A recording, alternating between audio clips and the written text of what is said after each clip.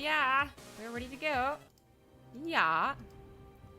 We got Rotterdam versus SpazyMazy. Which I don't know why I like this name so much. I don't know if this guy intentionally made his name kind of sound like a children's show, you know? Like, welcome to, SpazyMazy's from Denmark, isn't he? So welcome to, like, the Danish show. Oh, that makes me hungry, actually. I'm SpazyMazy, and today we're gonna learn about colors. Like, I don't know if that was the intention, or if it's not as funny of a word in Danish, but, yeah. I don't know. But I like it. I like his name. It's a compliment. Maybe it's a roundabout compliment, but it's a compliment. In the bottom left, representing Clash, he is the one and only Rotterdam. That's right. He's the one and only. Not the city. Scoop City. The top right, as the blue Zerg, it is SpazyMazy.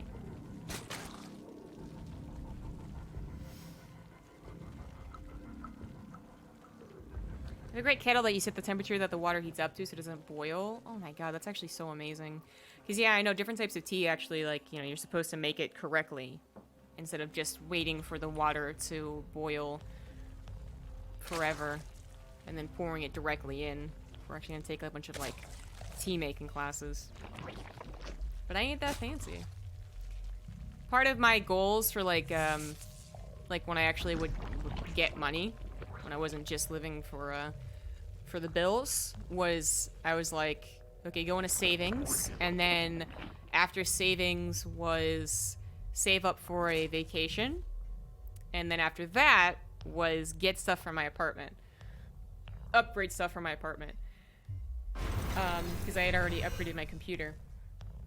So, I'm not quite at that stage, but almost.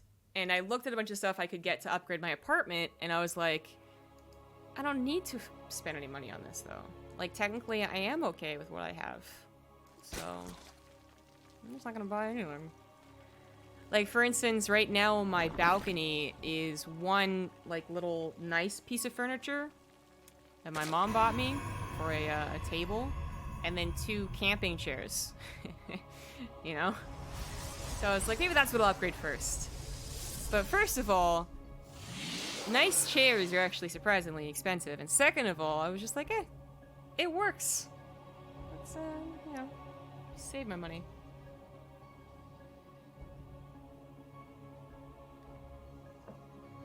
Jammies all day, every day. Hey-ah.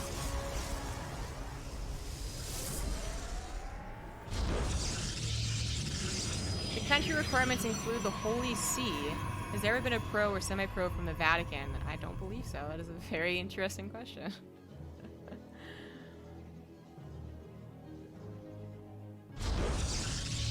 Now there's less of us as the sequel.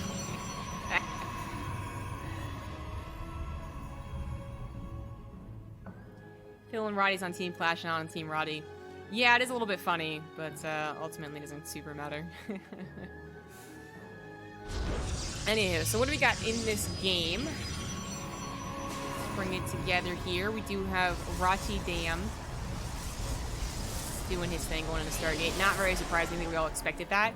Also playing fairly safe. He's got a shield battery just kind of like as a default addition. Not that he like necessarily banks a lot of cash. We even saw a tiny bit of a blip there on his pro production because he had to fit in a shield battery, a Phoenix, and then also a Forge and a Twilight Council, which he is kind of hiding. So we're going to pay close attention to that. Without a Robo, there's only so many things he can do offensively. So it's kind of funny that he's hiding a Forge, right? That's what that counts for all things, but alright. And obviously it's a very adept at hiding things since his build revolves around Phoenix, and Phoenix, well, they kill overlords. That's something they do, guys. Not surprised to see charge and +1 startup, but he just loves his charge lot Phoenix. And I don't think there's any way that SpazyMazy doesn't know that. So I'm just amused at how far back they are. Bunch of gateways coming down as well. SpazyMazy just doing some typical stuff. Oh, actually, I thought he already started the lair. My bad. I guess I'm just default to what he's doing last series. But no lair. He is changing things with the +1 melee, but I thought the lair had already started. He's actually going to delay that a fair bit. All right, there it is now. It's not that long, actually. But yeah, +1, I think knowing how Rotterdam plays is, you know, obviously one of Roddy's weaknesses in tournaments. But I think Roddy has a couple of different ways of playing, even with his particular style, and is going to be hoping to take advantage of someone like SpazyMazy who might be thinking, oh, Phoenix and Macro melee Lings, upgraded melee for the Lings will do well, since you can't pick up enough Lings with the Phoenix to really matter.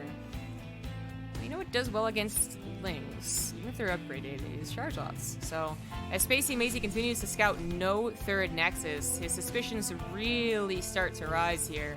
And I'm really quite surprised he's not getting a Baneling Nest, or, I mean, even a Hydra's Den. If it comes down fast enough, you can actually get enough Hydras, would at least be something. But just to rely on Lings with +1 melee is not really going to work out. Rotterdam has another gateway here, actually implying the pressure, and I guess that's what the lack of the Robo not being scouted, because it's literally not around, probably gives some Zergs a false sense of security, because exactly what I was talking about, you can't play too much pressure. But if you're someone who will go ahead and build a proxy gateway versus Zerg of all matchups, then all is fair. The Queens will get into a nice little nook here to mitigate the damage of the Zealots, but it's still a bunch of Zealots to just some Queens. The Link's taken care of super easily. The drones are being pulled into the Zealots of desperation, and SpazyMazy just did not anticipate such a strong attack from Rotterdam, which I think was really, I'm gonna explain this as just one of those dirt moments, honestly. You think you have the one-up on Rotterdam because you know how he plays. He has a weird style. He's not necessarily that big of a cheeser. It's not like facing, I don't know, 90 or something like that, right? Like, it's Rotterdam. But then you see no third Nexus. You can't get much other scouting. You don't see any third Nexus, and you still don't even make a cautionary Baneling Nest. Just a bit of a, oh, dirt. Oh, duh. And it's already game over. You just cannot get enough Lings to handle this. GG. Rotterdam with a quick 1-0. 2 base all in. Works out very well. Totally caught SpazyMazy by surprise.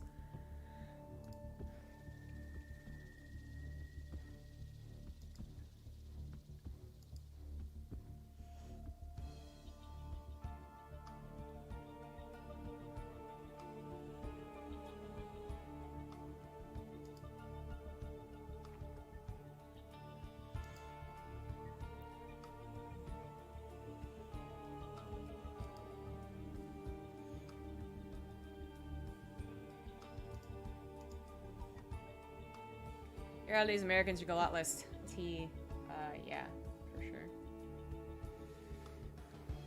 Probably because we threw all of our tea in the water. And then we were like, oh, I guess we don't need tea.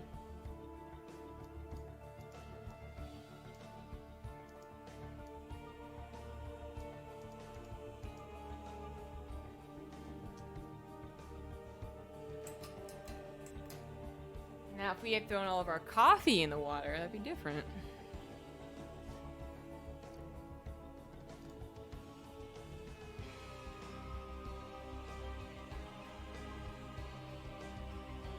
My dad actually drinks like a fair amount of tea. It's his the only drink besides water that he drinks, and he microwaves it.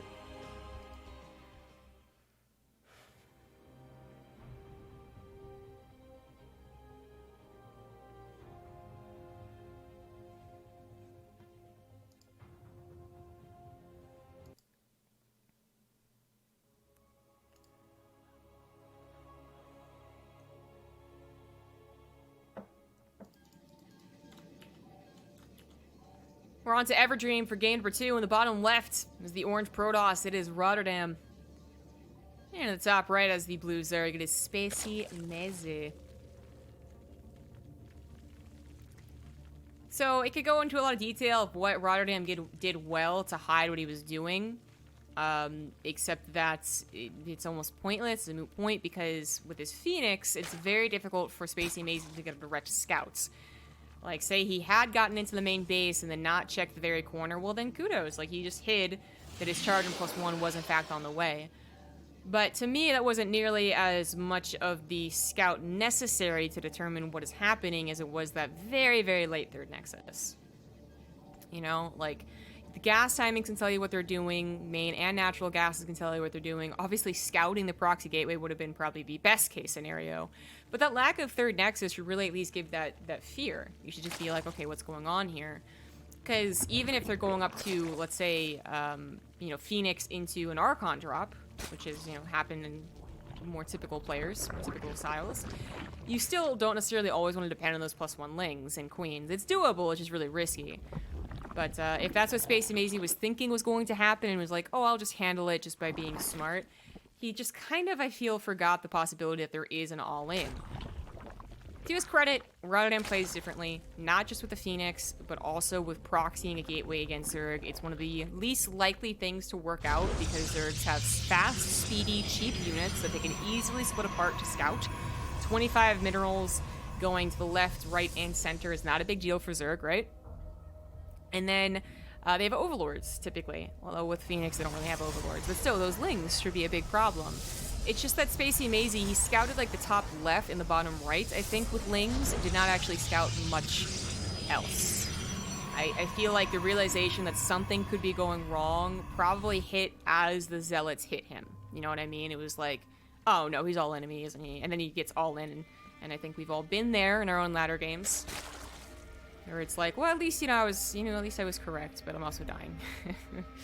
So it was correct far too late. So now SpazyMazy, I think, is going to be a little more on top of that. He could still try to do +1 melee ling stuff, but he's got to at least have a Baneling Nest. And even then, he really has to still actually see that he's being all-in, because you need a decent amount of lings and a decent amount of Banelings. Because Banelings can be split against and actually wear out pretty quickly up against mass charge lots. It's not the most dependable way of dealing with them, actually. So, I don't know, maybe it is the +1 melee thing again, trying to take advantage of what is potentially a macro Phoenix game, or he plays it a lot more safe and just adds on a Roach Warren, which would be the safest thing that he could do.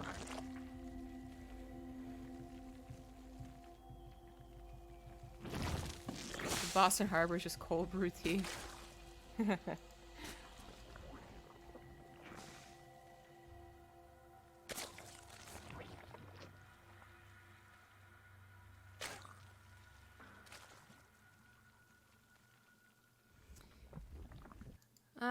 Dep's going to just hide here, I guess. That's kind of a neat little spot. And come back later. Can't be attacked from the high ground by queens, but queens would kill fast enough. Phoenix pushes away the Overlord. It's going to be a second Stargate build this time around. And Rotterdam, again, he has that own particular style. He doesn't just go for the Phoenix, he also adds on this extremely fast +1, which is usually not something you would really think about going together.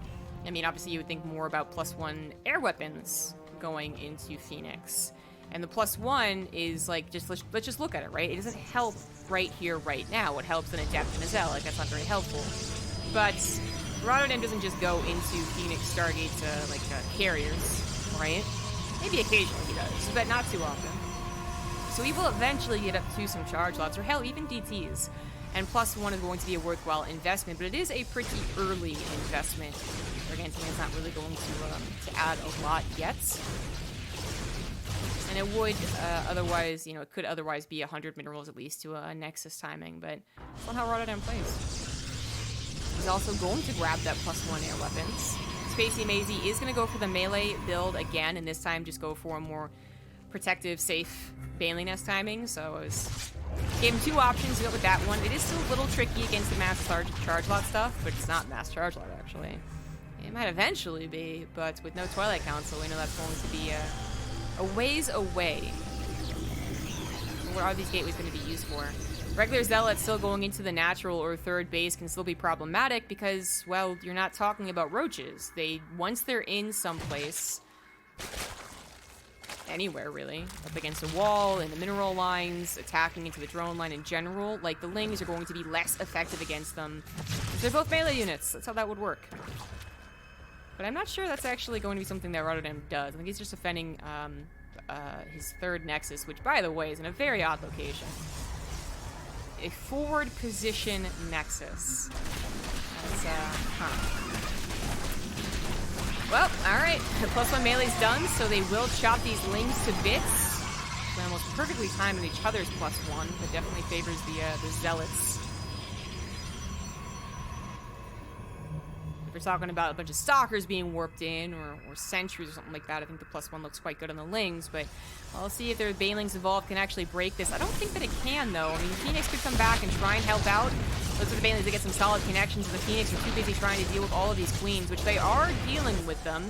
As +1 flyer attack is also finished up, but I was going to say there should be a couple more warp-ins, just enough to defend this with a shield battery, and the Nexus will be able to finish up. Rotterdam continues to just go for a bunch of Phoenix. He's going to add on the Fleet Beacon, and this could actually be a game that he goes into mass air, really, truly. The lings are going to get a bit of a scout, accidentally letting him into the natural. Nothing was protecting the hole in the wall here. A lot of probes actually going down right now. A big mistake from Rotterdam. This actually totally ruined his plans. Sure, he got something done with the Phoenix. He got a bunch of queens. He got a couple of drones. But this is dangerous stuff. Anti-impulse crystals is on the way. He saw the lair. He didn't see a spire, but seeing as many lings as there are and no roaches, I think maybe the suspicion is there. It would be a very bold move for the guy up against Phoenix to go for a spire, though.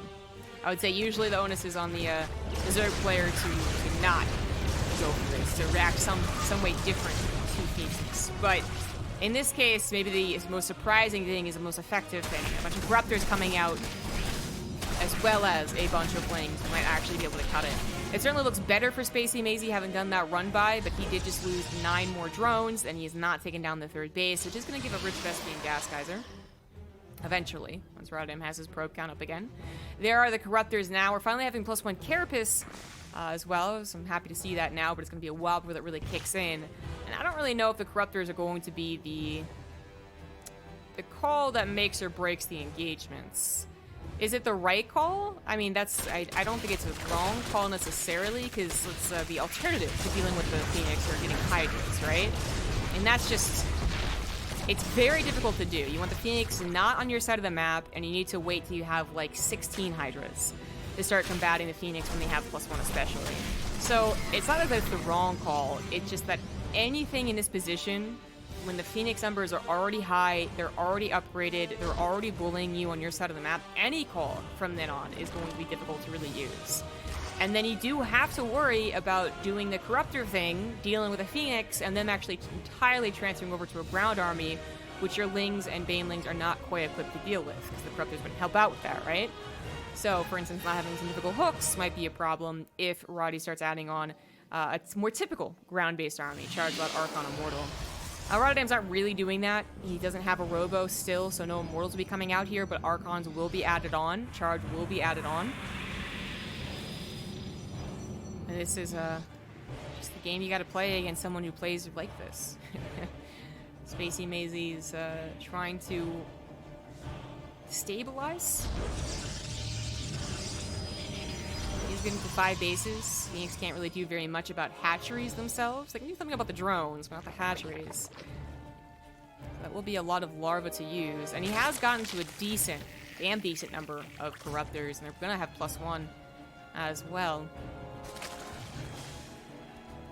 But I feel like it was definitely that run by that did so much damage that really seems to have changed the pacing of this game. Otherwise, Rotterdam was really starting to conquer SpazyMazy side of the map. This Phoenix is doing a heck of a lot of damage. +2 is done. Just a second here. Charge as well. Archons formed to tank some of these Banelings or just find them, which is much, much better. All the Banelings that are being morphed canceled there. 9 are available with 8 more being built. The number of Corruptors up to 19 versus 15 Phoenix. So Rotterdam also adding a couple more Archons. He won't have the fastest reinforcements without a Warp Prism, but I guess it's debatable if the Warp Prism would even live with all the amount of Corruptors. So he's just going to reinforce from that third base, which is providing him a slightly closer reinforcement point than what would be the usual third base. So really thinking ahead here for this attack, Rotterdam is going to actually have a damn decent push. Archons actually will soak up so many Banelings. That wasn't super ideal right there, but the Archon's gone. I don't know if the Phoenix can actually tackle the Corruptors, especially with Queens helping out with transfuses and their own anti-air. the last of the Archons, however, are starting to get the splash damage on top of the Corruptors, and those Corruptors starting to go down. They could try and move away from the Archons, but they're not even trying to do so. And SpazyMazy does he have enough Banelings and Lings to take care of the Zealots that are going to his natural? Yes, he absolutely does. Rotterdam's probably chronoing his gateways like hell right now, trying to reinforce them across the map. But when it's Evergreen and it's a 2 center bases, it's actually not that far away. Unfortunately, not going to be speedy enough to save those Archons, so 3 more go down. There is a significant trade of the Air Forces, but one person is rededicating to it, and the other person is not. SpazyMazy just focusing on his ground army right now, has no more Corruptors on the way, and that could maybe be a problem. He also lost a lot of Queens. He lost all of his Queens. We're talking about pure Ling Baneling right now. And SpazyMazy can't afford much more. He lost his 4th base, but he does have a 5th kind of replacing it. It is now being harassed. No static defense here to help against the Phoenix. Not even a single Queen to try her best. SpazyMazy might look okay on the supply, but I feel like it's very deceptive. Zerg player even going into a Roachmore, and maybe think that's going to be the easiest way to make things work out here. Archon finishes in the last possible second here to help out, but unfortunately doesn't help those poor probes. +2 was down on the Baneling. Shield battery barely holds on to help out that Archon, but the amount of probe damage done is pretty great. And then more probes going down to the main base, as those are +2 Lings. They also just do significant damage to probe lines without the Banelings. 25 probes go down. More actually going down, as once again, there's no wall here. Rotterdam, I feel like he was in a good position when he had 3 base saturation, because he still had so much power in these Phoenix, so much more to do with these Phoenix. But once again, the run-by has kind of screwed things up here, really taken away the momentum that was entirely in his favor. Now the Lings have done more than enough return damage. Rotterdam's going to try and make up for that. Instantly grabs 10 drones. That's what happens, I guess, when Phoenix have +2. It takes too long to entirely deplete a mineral line. And this game is hella scrappy. Really haven't gotten above 120 supply, it feels like. Zealots, once again, holding the line, or trying to at the very least. A little bit misplaced. The Archon will help out massively. And a Sentry is warped in to actually really push that away. We did have one carrier. Is that literally did pop? It did pop out. Old school carrier, too. It, like, has no body? Hello? What? Oh, that's so weird. Ugh, I don't like it. Anyways. And +2 is finally going to finish up here for Roddy's Zealots to help combat the Lings having that +1 carapace for so long. 9 Corruptors finally on the way again. It's going to be a total of 12 against just the 9 Phoenix of Rotterdam. And he's trying to add in carriers, but oh my god, so slowly.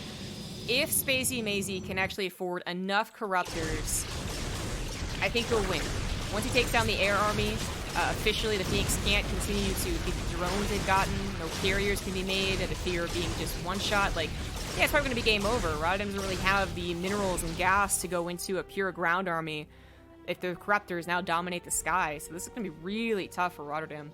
He is going to go back into Phoenix, more so than try and build up that carrier count. He does have some Archons to protect his air, at least defensively, but I feel like he really needs to go to that 4th base. He has lost so many probes throughout the course of this game that he's not quite mined out of his mana natural, but it's gonna happen soon. Should take a look. It's been kind of a bloodbath on the worker kill count. Favoring SpazyMazy just a little bit. Rotterdam's actually gonna push. Boy, do I feel like this is a bold move, but maybe it's gonna work. Gonna bring attention back home for SpazyMazy. He was setting up for a run-by. Is he still gonna do it? It might just be the case. Shield batteries don't help against +2 Banelings. Do not. Even one going down finally. 18 more probes taken, and Rotterdam can't really afford to replace that or another Nexus. This is all in. The Corruptor count has grown significantly. They're going to be up to 19. It's up to the Archons to save the day, I think, and actually let the air of the Protoss reign supreme, but I don't know what's going to happen. The Corruptors seem to be a little bit smart about how they take the engagement. That's exactly what they're doing. Not playing over the Archons, hopefully. Not enough. Not enough. Carrier goes down, the Phoenix go down. Oh my god, there it is. There's the Archons trying to do their best to help out. But they are being depleted by the ground army, and unfortunately, as good as their shots were, and maybe the Phoenix do actually win, that was not a overall fantastic trade, I think. Not a good enough trade for also taking so much probe damage back at home. That's really what this game has been about, I feel. Like, if Rotterdam had always kept his wall tight and only lost the probes here, I think that it's probably a game that he wins. But taking the damage here, as well as his mana natural, I think it's just been too much. The Phoenix are going to be able to save the day defensively once again. And I guess Rotterdam will just transfer probes from his main and natural to this base eventually. But my god, neither one of them getting a killing blow on each other. And both starting to really worry about their economy. As much as I've been talking about Rotterdam and his 3 bases being here forever, SpazyMazy has been bopping between 2 fresh bases, but never holding on to them for very long. So his initial 3 bases are also starting to get mined out, as you can see at his 3rd. Corruptors are pretty expensive, guys. And he is trying to get some of them killed. They're getting so low. Not gonna happen. Yeah. SpazyMazy, like... If I was just looking at this, again, if Rotterdam hadn't lost as many probes as he had, I'd be like, well, Phoenix are so much easier to replace. Corruptors are actually so flipping expensive. But it's all the harassment. That could be what determines the game. I see these Phoenix start to fly around and actually just avoid the Corruptors. It's like, yeah, the amount of probes that have died, 75. Had not died. That was more like 40 or 30 probes died. It'd be totally right in this game. Oh well. The game continues on. SpazyMazy definitely still has a chance, but it's looking a little grim. The Corruptors trying their best against the Phoenix. The Archons this time not helping out. 10 Corruptors to 9 Phoenix. I think Rotterdam realizes he's not winning that fight. He's going to try and get a blast maybe on the Corruptors. Nope. Just still continuing to shoot the Queens. And the Phoenix simply just leave. SpazyMazy, quite low in the ground army, can barely handle the Archons that appeared on his front lines. He will eventually take care of it, but this has been really tough. He can barely afford to make roaches. Lings would be dangerous to do against Archons, obviously, so eventually, like I said, he will clean this last one up, but what about the reinforcements? Rotterdam has depleted his gas bank, actually, literally, depleted his gases. No more gases here. But SpazyMazy doesn't have the equivalent. He can't just build a bunch of High Templars with 50 gas and have a fairly good fighting force. And even if he had an infestation, he'd try and do it with Infestors. Infestors aren't that comeback unit very much anymore. Now with their Infested Terrans. The Roaches get surrounded by +2 Zealots, having no upgrades themselves, just simple +1 Carapace. And, well, the Corruptors, again, might win that air war. The economies have just been they've been too destroyed for both of them to recover. The difference is that the Phoenix can actually continue doing damage. The Corruptors are constantly finding it difficult to do so. One Archon has been pushing them away from keying on any buildings. Oh my god, the overcharge on the Phoenix is actually not quite good enough to save them, but still good overall, that's for sure. The Corruptors to Phoenix. Actually, the Corruptors are doubling the Phoenix count. The Archons might need to get back here. This is actually the silliest fight I've seen in a while. Finally, the overcharge depletes, and that will cause Rotterdam to pull back with his 5 leftover Phoenix. There's the ping on the Nexus. But if they're peeing on the Nexus, they're not fighting exactly. The Archons are not back at home. They're actually still doing damage over here on this side of the map. Some Ravagers were actually created. I don't know where he found the resources to do that. But this is 2 pretty important but very, very small fights happening on either side of Everdream. With more Zealots coming in, it's finally going to be tap-out time as Rotterdam takes the 2-0. What a weird, weird, weird game. That was truly bizarre, but awesome. It was 20 minutes long, and I think maybe